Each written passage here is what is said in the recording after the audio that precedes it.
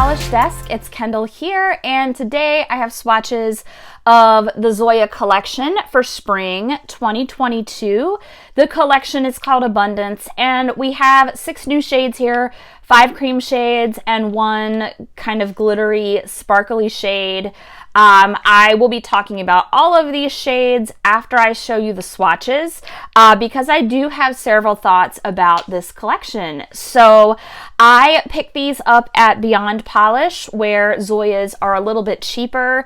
And then because I do prefer the Zoya Z-WIDE brush, which is kind of why it took me a little long to get this video up, I ordered some of those, I believe, from HB Beauty Bar, so I will also link that below. And so yeah, so I'm going to swatch all 6 shades for you. Overall, all pretty good formulas here. But like I said, I do have a lot of thoughts on this collection, so I just want to go ahead and get into the swatches. If you have not subscribed to my channel, The Polish Desk, please do that. Make sure you hit the notification bell so that you always know about new content. You can also find me over on Instagram. I'll be sharing about these polishes in the coming weeks as well. I'll also be putting up swatch photos.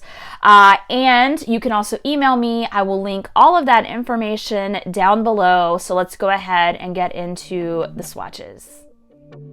So I am using base coat under all of my swatches today to protect my natural nails. I'm using the Cuccio base coat. I will link information about that down below in case you're interested in checking that out. The first polish in this collection is called Tyler. Zoya describes this as a deep indigo blue cream. So as you can see on the first coat here, we get excellent coverage, full color coverage on that first coat. So the second coat is just going to add a little bit more dimension, and as are pretty much all Zoya creams, they are super glossy even before adding top coat. That's one of my favorite things about cream polishes in general, and of course we have the wonderful Zoya formula here, so this ended up being one of my favorites of the collection. I love Zoya blues and I love deep blues like this, particularly navies, and so it was really nice to see one that leans more indigo. The next polish is called Ellis. Zoya describes this as a dark, rich cerise cream. So this one is actually my other favorite of the collection. Again, you can see that rich pigment, rich color, full color coverage in one coat. So in 2 coats, I absolutely love this one. None of the colors in this collection are particularly unique, but again, I do love the Zoya cream formula. Again, super glossy, even before you add top coat. So everything that you're seeing here is obviously without top coat, so when you do add that top coat, it's going to maximize shine. So again, another beautiful cream and my second favorite of the collection. The next shade is called Kit. Zoya describes this as a calming old rose cream. So this is one of 2 neutral shades in this collection. I feel that these types of shades are the ones that Zoya excels at the most. Again, we have another really good cream formula here. I'm going to build it up for you in 2 coats. I do love shades like this. They're certainly not unique, and it's certainly not unique to my collection, but again, I just feel that Zoya does these shades very well, and so and again, you know, I love the rose tone. Again, I think that's great for spring. Honestly, I would wear this kind of shade any time of year. So another good, solid cream polish from Zoya. The next polish is called Gwen. Zoya describes this as a muted tea rose pink cream. So again, we have another lovely neutral option here. I really like this one as well. Again, I think that this is the type of shade that Zoya does very well. Obviously, this is nothing unique in general, and certainly not from Zoya, but again, I think they do these very well. For me, I was able to achieve opacity in just 2 coats, so I was very impressed with that, considering this is a light shade. Next up, we have Lena. Zoya describes Lena as a mid-toned wisteria purple cream. This one, by appearance in the bottle and other pictures that I've seen, does show this as a cream. However, this has much more of a jellyish, crelly type formula. I wouldn't call it a jelly. It's not a jelly, but it has this kind of crelly, almost like neon-like formula. This one, I did get opaque in 2 coats, but to be fair, I did do thicker coats. If you do thinner coats, you will definitely need 3. The other thing about this one is it dries down to a satin, not quite matte, but a satin finish.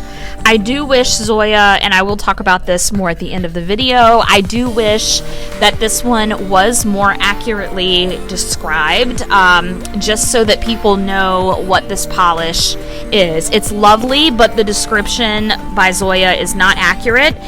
And the last polish is called Elsa. Zoya describes this as an iridescent, cool-toned blue with a purple magical shift with densely packed rainbow glitter. It is also worth noting that this one can be worn on its own or as a topper. So I'm going to build this one up in 3 coats.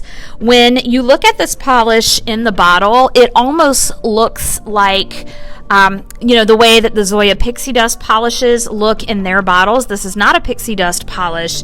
As you can see on the first coat, it is quite sheer. However, the coverage is pretty even, so it is a very good formula. When I got finished with the 3rd coat, I did expect it to be a bit more like what I saw in the bottle, so I was slightly disappointed in that. However, it is very pretty. I love the rainbow glitter. You have a little bit of like hollow or iridescence to that glitter, and I do love this shade of blue. Again, this one can be worn on its own. You can use it as a topper, so it is super versatile, and I really like that about this one, and it is lovely. It stands out from the rest of the collection. This is Elsa in 3 coats. There you have it, swatches of all 6 shades of the new Zoya collection for spring 2022. Abundance. So overall, I, for the most part, liked the color story of this collection. I think that it was a great balance between lighter shades and even some of the darker shades. I tend to like that, even though it's a spring collection. I don't tend to wear my polishes according to season as far as like, say, the temperatures. And like, I know at any given time around the world, it's not the same season for everybody. So I know all of that is kind of subjective. That's what makes nail polish fun, all of that. The 2 favorites for me in the collection were Ellis and Tyler. I want to make sure I have the name right. Not because they're anything unique, but I thought that the formulas were perfection. I love these colors. I love Zoya's blue creams, especially their darker ones, especially like you guys may know by now, I really love navy blue. This is more of an indigo leaning blue, as the description suggests, but I really love it. It's beautiful. And so these were my 2 favorites. I also really love the 2 lighter shades. I love neutrals. And for Gwen, even as a lighter shade to swatch in just 2 coats like that, I was really impressed by that.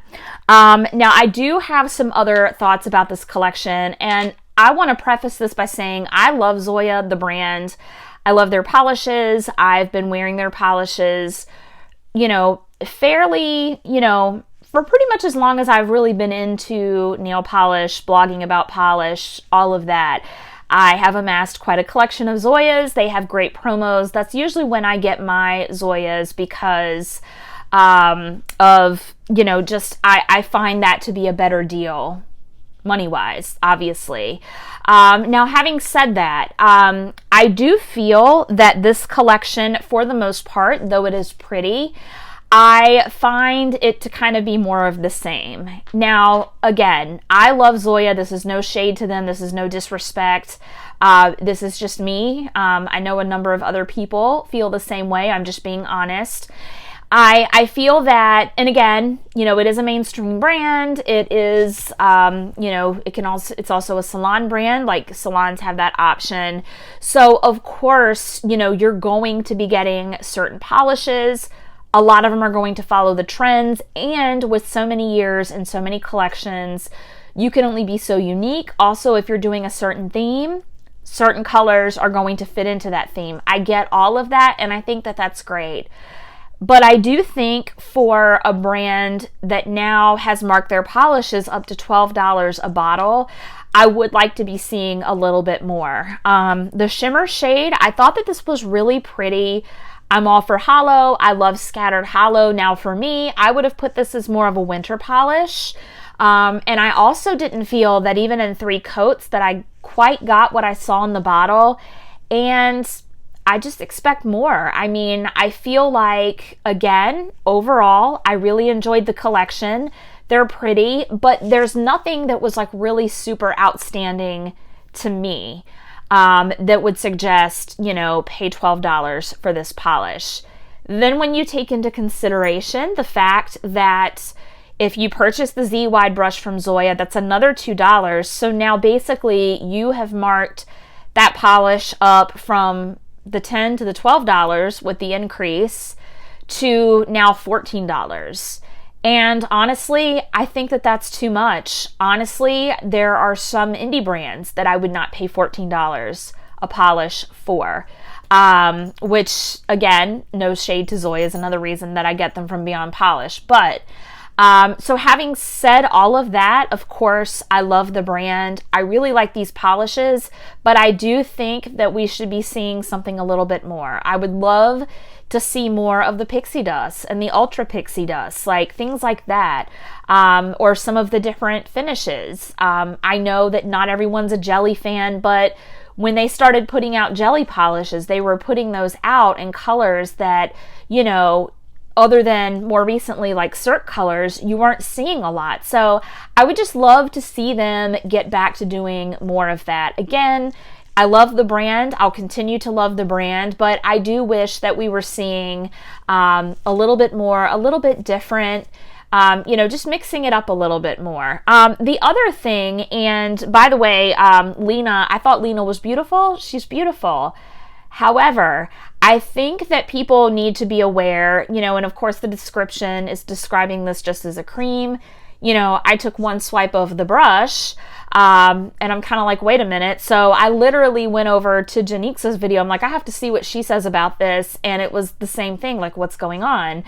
The description does not match, and I'm not even talking about the color description. The color matches, but this is not a straight up cream polish. This is a, it's more to, it dries down to that satin kind of finish. I wouldn't say matte, it's more of the satin.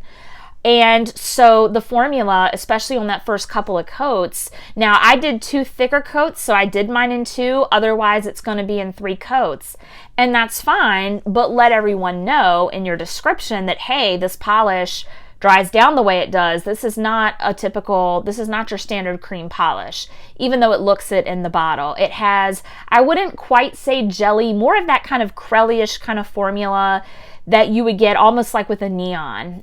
So again, this is beautiful, but just let people know what they're getting, especially for people who aren't as into polish, because it's not a bad polish and it's beautiful, but it's not as described. And again, I'm not even talking about color.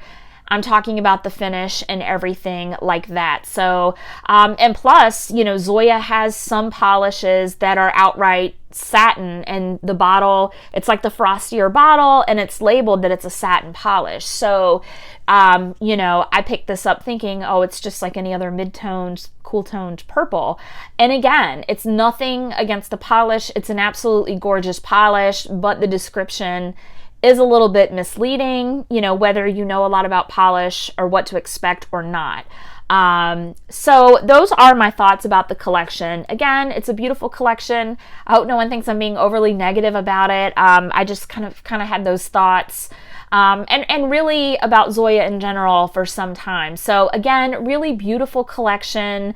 You know, beautiful additions to my collection. Again, especially those really vibrant shades like these. I love seeing those darker, bold shades in spring and summer collections, just like with Essie. So that was definitely a winner for me. So yeah, so I would love to know what you guys think about this collection. So let me know down below. Let me know if you'll be picking any of these up. And as always, thank you all so much for watching, and I will see you in the next video. Bye, guys.